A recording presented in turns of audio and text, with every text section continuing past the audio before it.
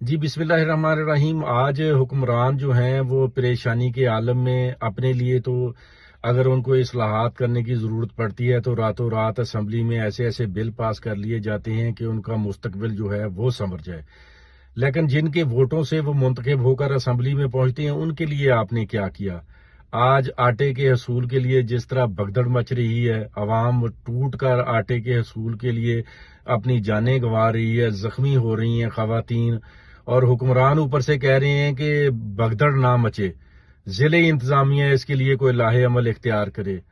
جب بھوک ناچ رہی ہو، بچے بلک رہے ہوں، آپ کو پتا ہو کہ 4 روز سے آپ کے بچوں نے کھانا نہیں کھایا، تو پھر وہ مائیں کس طرح آرام سے وہ لائن میں لگ کر آٹا لیں گی؟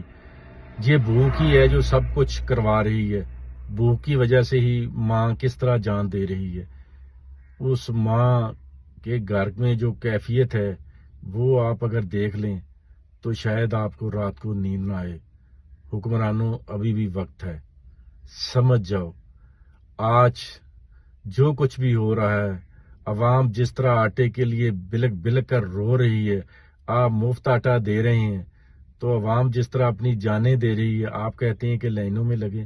جس کے بچے گھر میں بھوکے بیٹھے ہیں 4 روز سے، وہ کس طرح لائن میں لگ کے انتظار کرے؟ ڈرو اس وقت سے جب رب کی لاٹھی برسے گی، ڈرو۔